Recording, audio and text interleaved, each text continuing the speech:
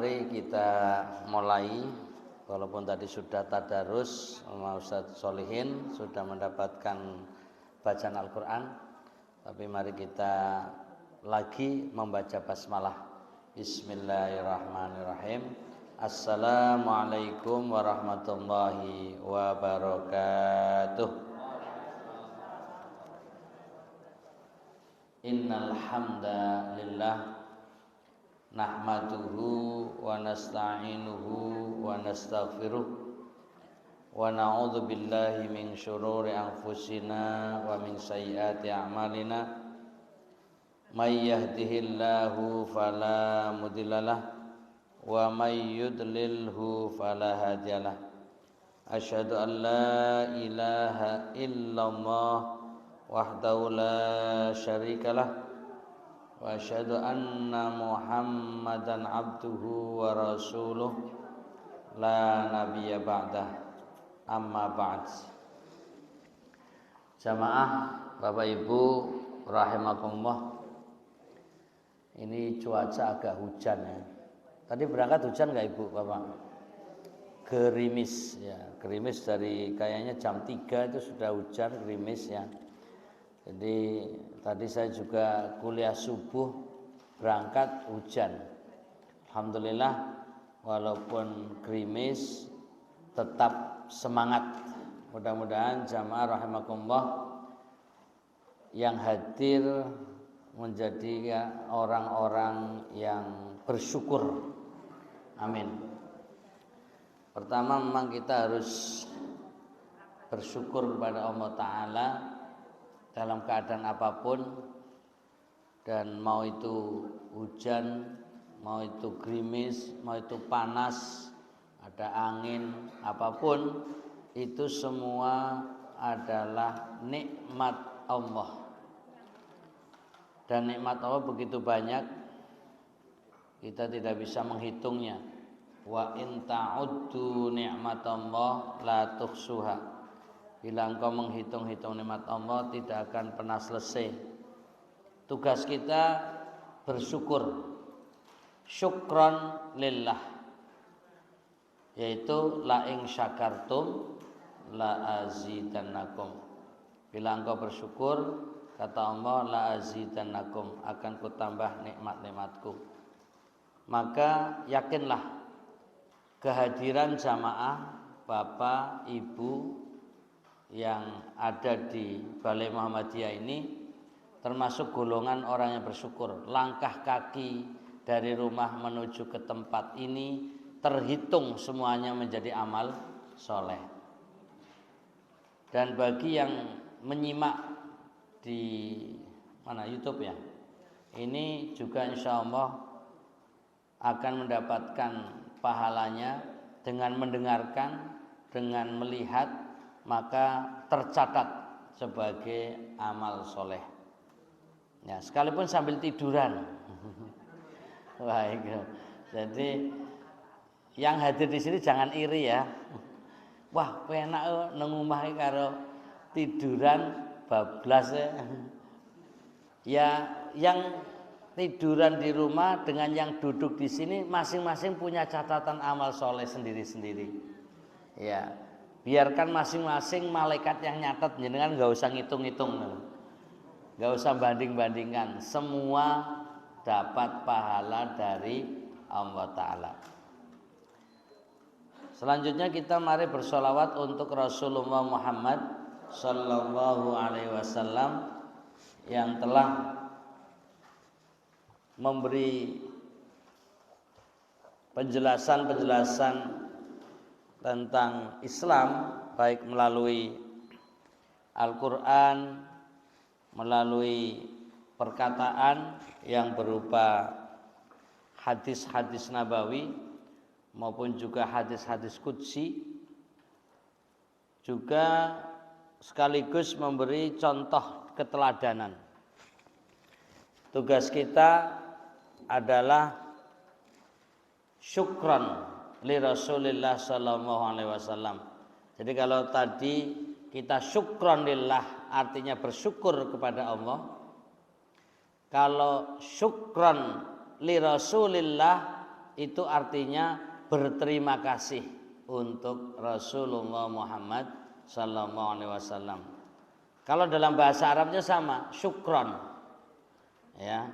Ketika kita bilang syukron lillah artinya bersyukur. Kalau kita bilang syukron li Rasulillah mau bilang bersyukur kayaknya rapena itu. Padahal lafalnya sama. Maka terjemahannya syukron li Rasulillah artinya berterima kasih.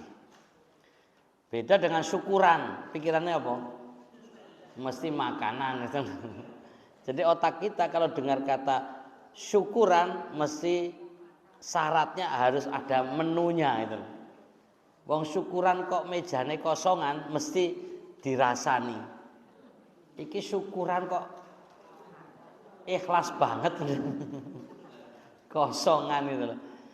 Padahal yang namanya syukuran itu tidak selamanya ada makanan. Tapi otak kita sudah disetting pokoknya kalau dengar kata syukuran pikirannya mesti ono maeme gitu. Mesti ada makanan. Ya sudah ini hanya tradisi budaya. Padahal nama syukuran itu ya bersyukur. Itu bisa berupa ya ucapan ya alhamdulillah itu syukur dengan lisan. Bapak Ibu rawuh atau yang menyimak di YouTube dengan telinga itu juga syukuran dengan anggota badan. Nah, bahkan orang sholat itu juga syukuran. Jadi jangan dipikir kalau syukuran mesti makanan gitu maksudnya. Jadi orang sholat itu sedang syukuran. Seperti yang kita sering dengar cerita Aisyah bertanya kepada Rasulullah sallallahu alaihi wasallam, kurang apa ya Rasul? Engkau sholat malam sampai kakinya bengkak, mripatnya merah. Allah sudah mengampuni, Allah sudah memberi pahala, Allah sudah menjamin surga. Kok masih susah-susah berat-berat melaksanakan sholat malam? Ya. Begitu susahnya. Tapi apa jawaban Rasulullah Muhammad sallallahu alaihi wasallam? Afala akunu abdan syakura? Tidakkah aku pantas untuk menjadi orang yang bersyukur?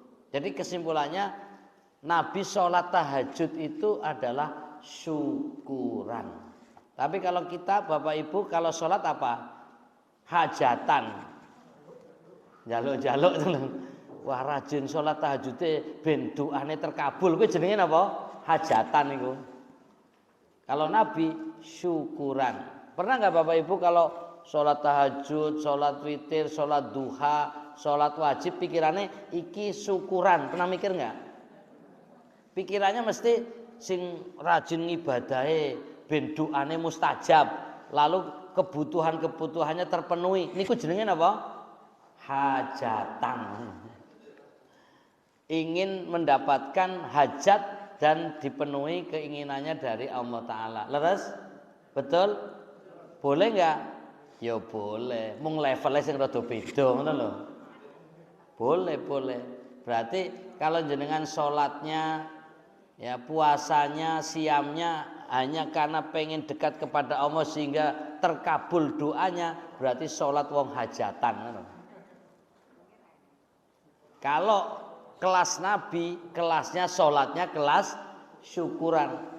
Nabi Musa alaihissalam siam atau puasa itu karena syukron lillah. Puasanya Nabi Musa alaihissalam ketika tanggal 10 Muharram gara-gara Allah, bukan gara-gara, tapi memang Allah ya tenggelamkan Fir'aun, lalu bersyukur kepada Allah dalam caranya itu siam atau puasa. Fasoma Musa syukron lillah.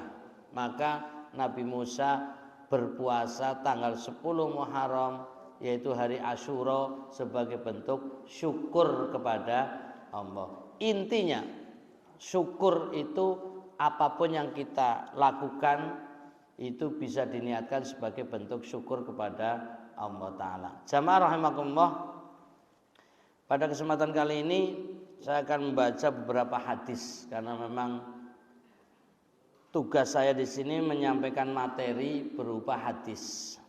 Ada beberapa hadis terlebih dahulu berkaitan dengan keutamaan ilmu. Ini sebagai bentuk motivasi biar tetap semangat ya dalam tholabul ilmi. Saya baca dulu hadisnya. Bismillahirrahmanirrahim. An Sahl bin Handalah radhiyallahu anhu qala Rasulullah sallallahu alaihi wasallam ma jalasa qaumun majlisan yadhkuruna Allah azza wa jalla fihi fayaqumun hatta yuqala lahum. Dari Sahal bin Hanzalah radhiyallahu anhu, dia berkata, Rasulullah sallallahu alaihi wasallam bersabda, tidaklah suatu kaum yang berkumpul dalam satu majelis untuk berzikir kepada Allah azza wa jalla, kemudian mereka bubar sehingga dikatakan kepada mereka, kumu, bubarlah, berdirilah, qad ghafarallahu lakum dzunubakum, sungguh Allah telah mengampuni dosa-dosamu, wa buddilat sayyi'atuhum hasanatin, dan kejahatan-kejahatan atau keburukan-keburukan telah diganti dengan kebaikan-kebaikan. Ini adalah hadis yang ada di dalam Sahih Al-Jami' nomor 5610. Intinya hadis sahih. Jadi ini awal pembukaan kita biar merasa apa yang kita lakukan sesungguhnya majelis ilmu yang menjadi penyebab ampunan Allah Ta'ala. Jadi biar respon Bapak Ibu ini ngantuk ora, ini tak tanya dulu ini. Ya. Apakah Bapak Ibu ngantuk? Oh tidak. Berarti kalau jawab berarti orang ngantuk loh. Apakah Bapak Ibu merasa ini majlisul ilmi? Iya. Apakah di dalam majlis ilmi ini ada Al-Qur'an yang dibacakan?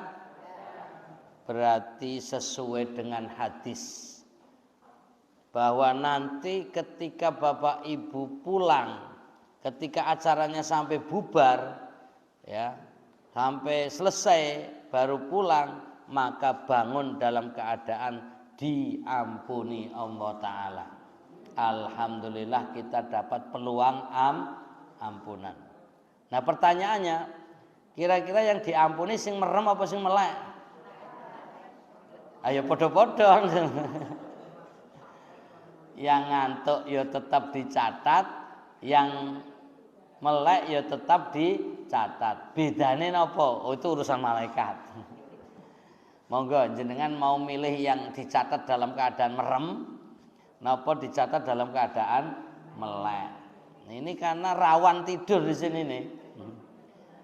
Berangkat tadi gerimis, badan dingin. Oh saya juga tadi bajunya basah itu.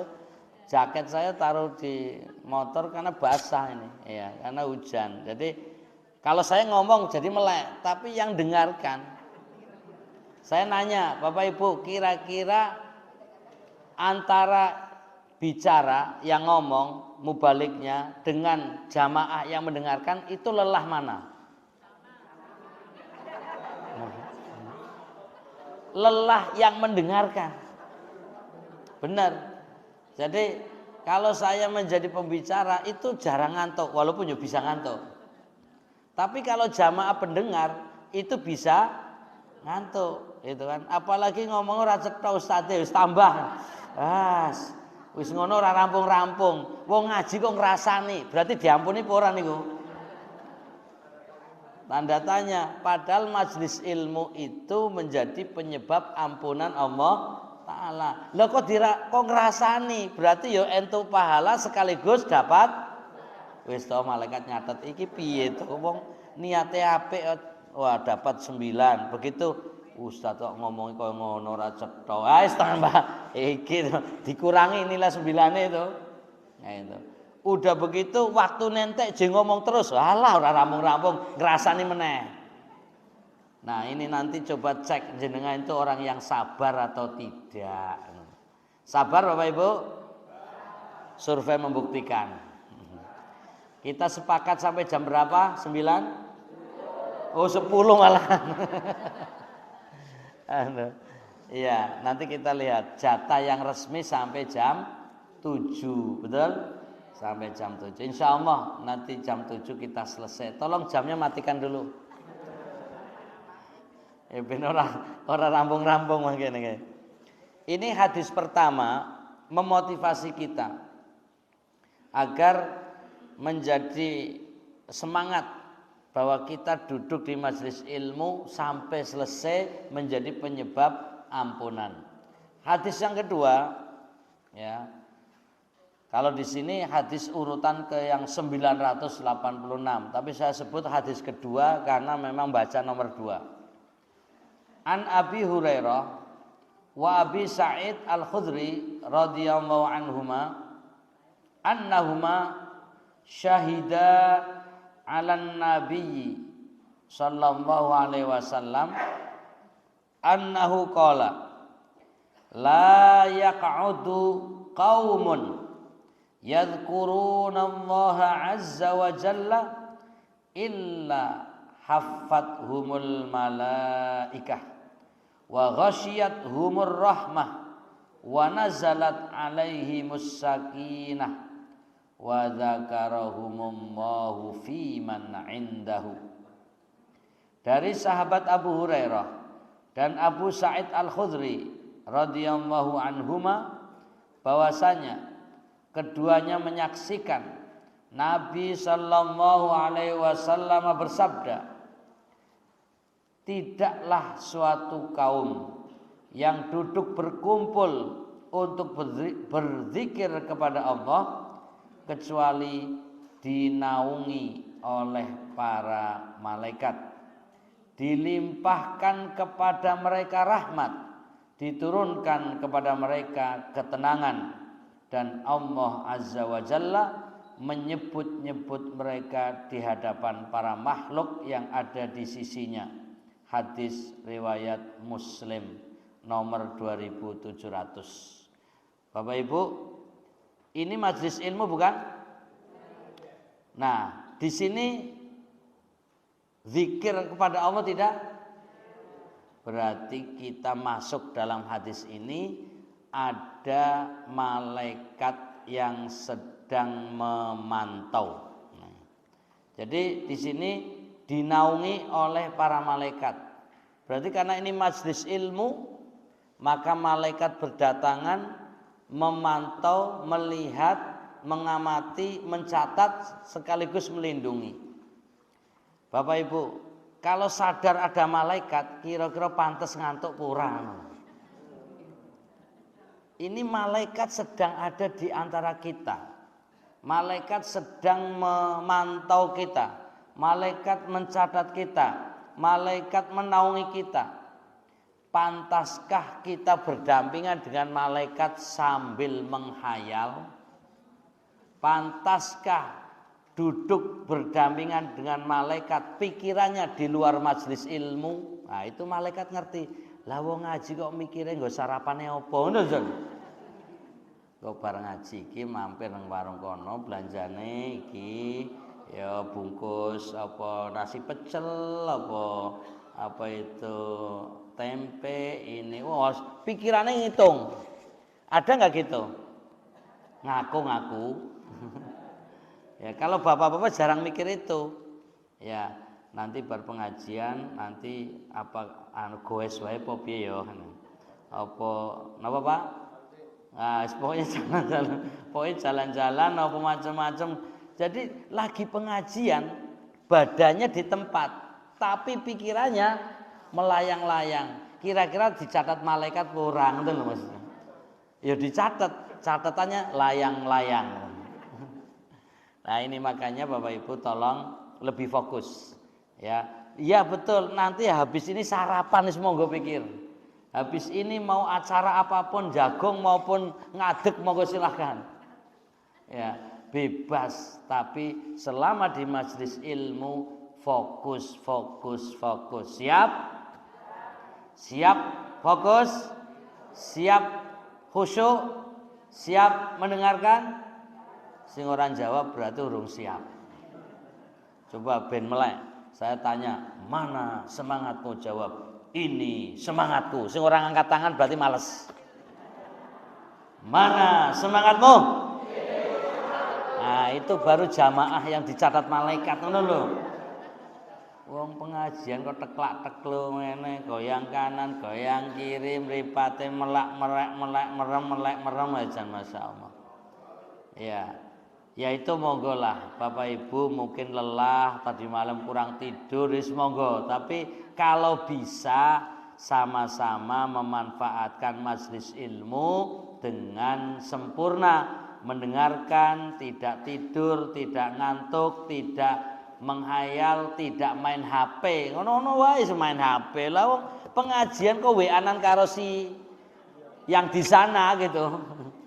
Nah ini yayang yang di sana gitu. Nah ini kan berarti pikirannya keluar. Nah karena itu satu lagi untuk menyemangati lagi ada keutamaan orang yang belajar sekaligus yang mengajar. An Abi Hurairah radhiyallahu anhu qala sami'tu Rasulullah sallallahu alaihi wasallam yaqul man jaa masjidi hadza lam ya'tihi illa li khairin yata'allamuhu aw yu'allimuhu fa huwa bi manzilatil mujahid fi sabilillah wa man jaa li ghairi dzalik fa huwa bi manzilatir rajuli yanzuru ila mata'i ghairihi. Dari sahabat Abu Hurairah radhiyallahu anhu dia berkata, aku mendengar Rasulullah sallallahu alaihi wasallam bersabda, siapa yang mendatangi masjidku ini, dia tidak datang kecuali karena kebaikan, sesuatu yang dia pelajari atau yang dia ajarkan, maka dia seperti seorang mujahid fi sabilillah.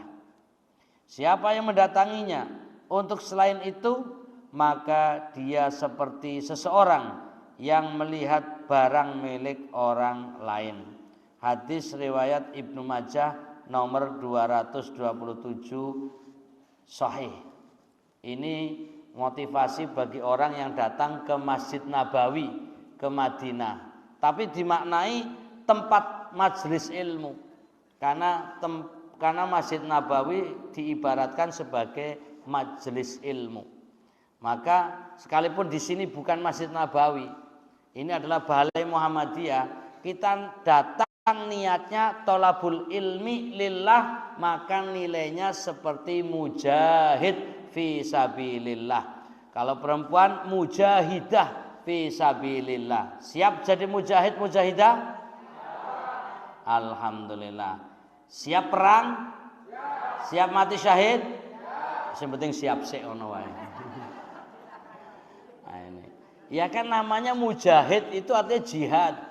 Dalam arti nilainya seperti orang yang berperang di jalan Allah. Padahal cuman duduk, cuman mendengarkan pengajian, itu nilainya seperti orang berjuang perang di jalan Allah, menegakkan kebenaran, li'i'la'i kalimatillah. Karenanya bersyukurlah, alhamdulillah kita ditulis sebagai mujahidah fi sabilillah. Kemudian hadis lain, an Abi Umamah radhiyallahu anhu anin Nabi sallallahu alaihi wasallam yaqul man ghada ilal masjid la yuridu illa ayyata'allama khairan aw yu'allimahu kana lahu ka'ajri hajjin taman hijjatuhu. Dari Abu Umamah radhiyallahu anhu dari Nabi sallallahu alaihi wasallam bersabda, siapa yang datang ke masjidku pada pagi hari, dia tidak menghendaki kecuali untuk belajar suatu kebaikan atau mengajarkannya, maka baginya seperti pahala haji yang sempurna. Hadis dalam kitab Mu'jam Al-Kabir dan At-Targhib wa Tarhib, ya. Ini nomor 86, status hasan sahih. Jadi bagi orang yang datang ke Masjid Nabawi, tapi tadi maksudnya bisa majlis ilmu, tidak menghendaki kecuali untuk belajar, untuk mendapatkan kebaikan atau mengajarkannya, maka seperti pahala haji. Masya Allah, bagi bapak ibu yang sudah haji dapat nilai haji lagi gratis. Apalagi yang belum haji, alhamdulillah sekarang sudah layak dipanggil Pak Haji, Bu Hajah. Habis pengajian lalu ditanya, kamu tadi di sana tidur enggak? Tidak. Mendengarkan? Iya. Dapat ilmu? Iya. Niatnya apa? Lillahi ta'ala, untuk kebaikan. Selamat Pak Haji, selamat Bu Hajah, kan loh. Karena nilainya seperti haji, luar biasa. Sekarang untuk haji antrinya bertahun-tahun. Sudah antrinya 20 tahun, tinggal berangkat umurnya kebablasan. Batas akhir pinten? 65. Ternyata begitu jatah waktunya berangkat, usianya 65 lebih sehari, wis ora entuk mangkat. Innalillah.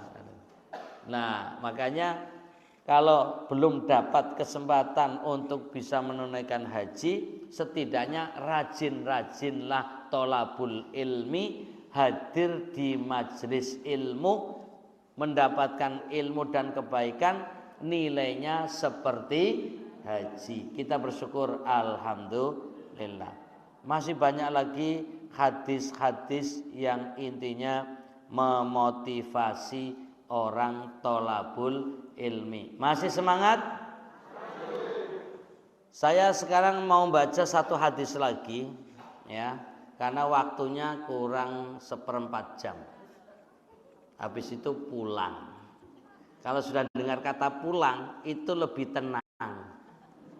Jamaah rahimakumullah, sebentar lagi kita pulang. Tapi sebelum pulang, tolong dengarkan, ada satu hadis yang akan dibaca, ya, yaitu bahwa Rasulullah SAW bersabda, "Uhadditsukum hadisan fahfadzuhu." Karena ini hadisnya panjang, saya bacanya potong-potong. Aku akan memberitahukan sebuah hadis kepada kalian. Jadi Nabi sebelum memulai menyampaikan hadis, menceritakan dulu, saya mau cerita nih, saya mau ngomong nih, saya mau menyampaikan sesuatu. Jadi artinya Nabi SAW memulai dengan semacam persiapan, tolong dengarkan. Bahkan bukan dengarkan saja, fahfadhu, hafalkan. 1/4 jam, siap hafal? Wong ditanya tinggal jawab iya apa tidak, ono kok mikir. Kalau saya tanya dulu sambil mikir, saya minum dulu. Bismillahirrahmanirrahim. Apakah Bapak Ibu siap mendengarkan? Siap membaca? Siap memahami? Siap menghafal? Tagihan pada pertemuan yang akan datang. Di sini pernyataan Nabi begini, uhadditsukum hadisan fahfadzuhu. Aku akan memberitahukan sebuah hadis kepada kalian, maka hafalkanlah. Nah, ini tolong dengarkan dengan baik, perhatikan dengan baik, catat kalau perlu, menghafalkan. Siap? Minum dulu. Alhamdulillah. Faqala. Lalu Nabi sallallahu alaihi wasallam bersabda, Innamad dunya li arba'ati nafarin. Coba ikuti saya. Innamad dunya li arba'ati nafarin. Bon langsung hafal. Bon, pokoknya temriki hafalke niku. Innama ad-dunya li arba'ati nafarin. Artinya sesungguhnya dunia ini milik 4 orang. Kalau jenengan sebagai orang, jenengan orang bukan? Berarti harus salah satu dari 4 ini. Tapi kalau jenengan bukan dari salah satu 4 ini, berarti jenengan bukan orang. Wis tontonan dewi mangke. Jadi coba ulangi lagi. Innamad dunya li arba'ati nafarin. Jadi sesungguhnya dunia ini milik 4 orang. Ingat 4 orang. Jenengan ini orang porang ini loh. Yang pertama dengarkan, abdun razaqahumullah. Coba ikuti, abdun razaqahumullah malan wa ilman. Ini yang pertama adalah abdun, itu artinya seorang hamba, maksudnya manusia, seseorang yang Allah beri rezeki, ya, yaitu seorang hamba yang diberi rezeki oleh Allah, ya, oleh Allah berupa harta dan ilmu. Jadi di sini malan wa ilman, malan wa ilman. Jadi pertama Allah memberi rezeki kepada seorang hamba berupa malan wa ilman. Coba ikuti, abdun razaqahumullah malan wa ilman. Pun hafal? Kok yo ora hafal-hafal ya? Baik, saya ulangi lagi. Ya. Abdun razaqahumullah malan wa ilman. Angel po gampang to niki. Abdun tuh hamba, maksudnya manusia, orang. Jenengan orang purang ngono lho. Abdun razaqah itu rezeki, razaqahu Allahu razaqahumullah. Allah memberi rezeki kepadanya berupa malan wa ilman, berupa harta dan ilmu. Pun nyambung napa dereng? Nah ini biar kita satu hafal, maka mentaati perintah Rasulullah SAW dapat pahala. Lalu dengan kita hafal berarti dapat ilmu. Karena dapat ilmu, pulangnya kita dapat ampunan. Kita berstatus sebagai mujahid, mujahidah fisabilillah, dan kita sedang dapat naungan dari para malaikat, sekaligus dilaporkan kepada Allah sebagai hamba-hamba yang istimewa. Makanya syaratnya hafal. Bon, siap? Pengen dapat ampunan Allah, hafalkan. Pengen dapat nilai haji sempurna, hafalkan. Siap menjadi mujahid mujahidah fisabilillah, siap, hafalkan. Yang penting sekarang hafal, mulih hilang ora urusan. Hafal di tempat, hilang di jalan. Yang pertama tadi innamad dunya, semuanya li arba'ati nafarin. Bon, apal? Abdun razaqahum malan wa ilman. Ini yang pertama adalah kelompok orang yang mendapatkan rezeki dari Allah berupa harta dan ilmu. Harta dan ilmu. Lalu dari harta dan ilmu itu untuk apa? Fahuwa yattaqi rabbahu fihi wa yasilu bihi rahimahu wa yu'allimu wa ya'lamu lillah, atau wa ya'lamu lillahi fihi haqqan, yaitu yang artinya orang atau seorang hamba yang diberi rezeki oleh Allah berupa harta dan ilmu, lalu ia bertakwa dengannya kepada Rabb-Nya dan terus menjalin hubungan silaturahim serta menyadari bahwa ada hak Allah pada rezekinya itu. Nah, ini syarat atau ini adalah kelompok pertama orang yang memiliki ilmu, memiliki harta dan ilmu, lalu dengan hartanya bersilaturahim, berbagi, memberi kepada orang-orang yang membutuhkan, yang berhak, lalu dengan ilmunya dia bisa bertakwa kepada Allah, maka ini dinilai oleh Rasulullah SAW dengan istilah bi afdolil manazil. Bi afdolil manazil. Artinya apa bi afdolil manazil? Yaitu kedudukan yang paling utama. Kira-kira kita ini orang termasuk kelompok nomor 1 ini bukan? Punya harta, punya ilmu. Artinya orang kaya dan orang yang berilmu, ulama. Nah, ya setidaknya kita punya harta walaupun tidak banyak, berarti punya kan? Punya. Kita punya ilmu walaupun tidak banyak, punya kan? Punya. Berarti sudah memasuki kelompok 1 ini. Tapi syaratnya harta yang dimiliki untuk silaturahim.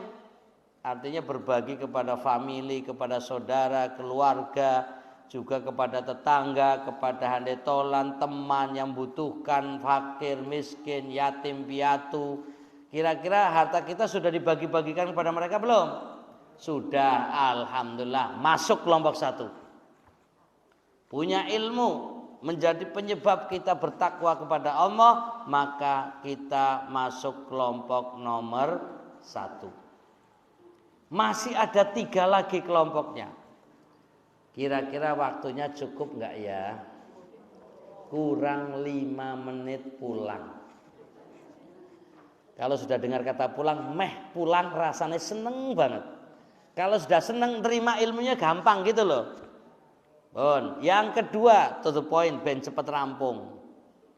Yaitu saya bacakan, nanti Bapak Ibu yang pengen tahu hadisnya saya share kemana nanti biar dibagikan kepada jamaah di WhatsApp nggak apa-apa. Nanti saya kirim ya hadisnya ini, lalu Bapak Ibu nanti baca, pahami, syukur-syukur hafal ya. Nanti saya kirim, atau saya kirim kemana? Ustaz Solihin mana? Pak Solihin. Saya kirim ya nanti jenengan ke, biar sambil menyimak. Saya takutnya wajahnya pada kebingungan ini. Ya, saya kirim ke Ustaz Solihin sama Mas Bendi nih. Mana tadi. Jadi artinya biar kita mendapatkan ilmu yang bermanfaat ya.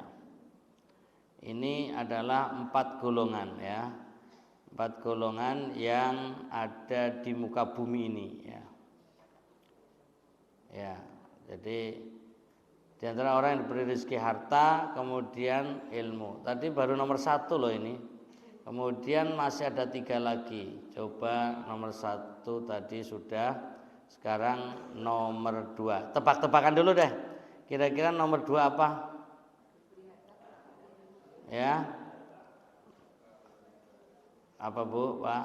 Wong ini coba nebak-nebak aja. Diberi harta tidak diberi ilmu. Ya betul juga ini. Yaitu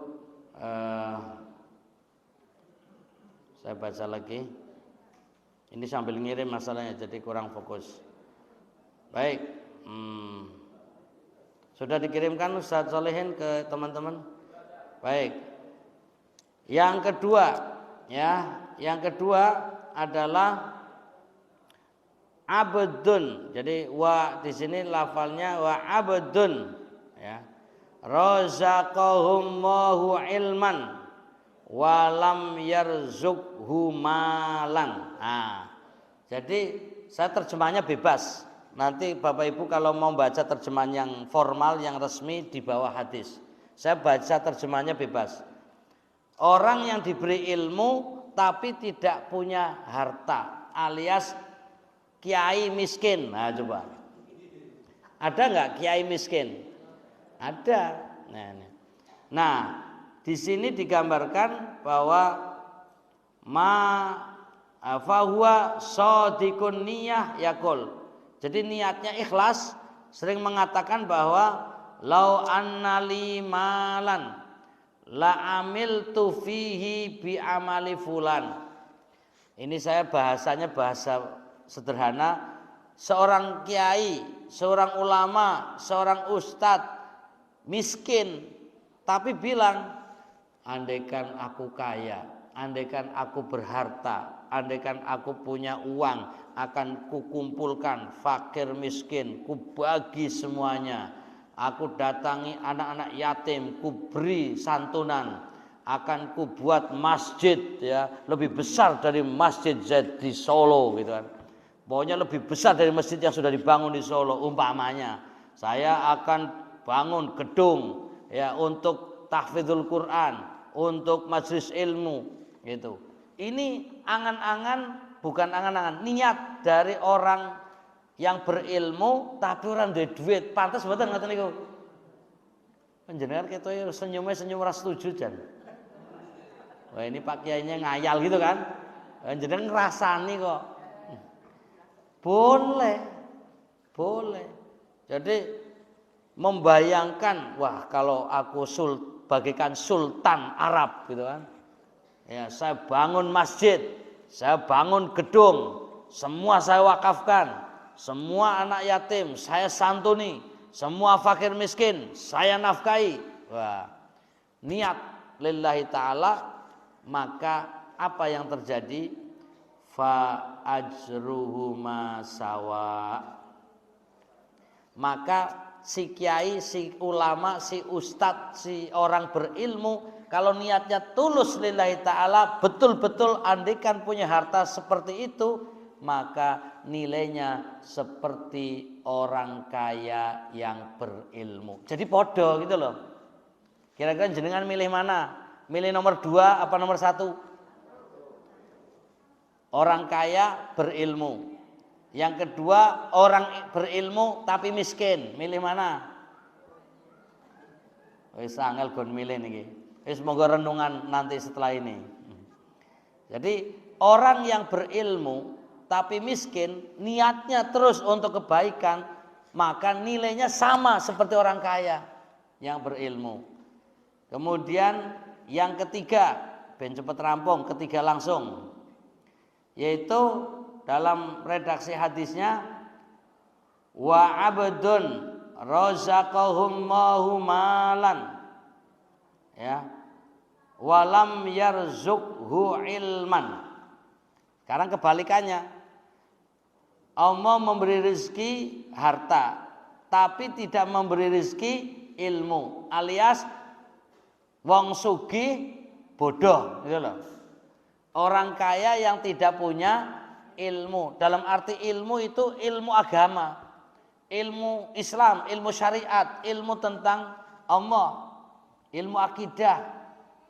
Jadi di sini digambarkan yahbitu fi malihi bi ghairi ilmin la yattaqi fihi rabbahu wa la yasilu fihi rahimahu wala ya'lamu lillahi fihi haqqan. Yaitu ini kelompok ketiga, orang kaya yaitu berharta tapi miskin ilmu, namun tidak dikaruniai ilmu, lalu dia membelanjakan hartanya itu tanpa menggunakan ilmu, tidak bertakwa kepada Allah Rabbnya, dan tidak menyambung hubungan silaturahim, serta tidak menyadari bahwa ada hak Allah pada hartanya itu, tidak zakat, tidak infak, tidak sedekah, tidak wakaf, tidak peduli fakir miskin, yatim piatu, maka orang seperti ini mendapatkan kedudukan dalam hadis istilahnya ahbas, ya. Jadi dalam hadis diistilahkan bi ahbasil manazil, yaitu seburuk-buruk kedudukan atau derajat yang paling buruk. Na'udzubillahi min dzalik. Ada yang minat kelompok ketiga? Jangan sampai, karena ini kelompok paling buruk. Sekarang kelompok terakhir, kelompok keempat, ya.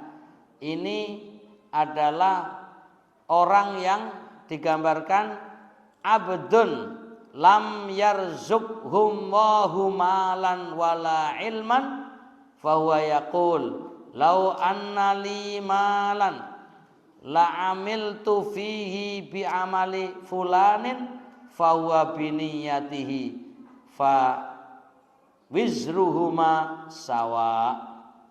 Digambarkan kelompok keempat, seorang hamba yang tidak diberikan rizki berupa harta dan tidak dikaruni ilmu oleh Allah, lalu dia berkata, seandainya aku memiliki harta, maka aku akan melakukan amal perbuatan dosa seperti si fulan.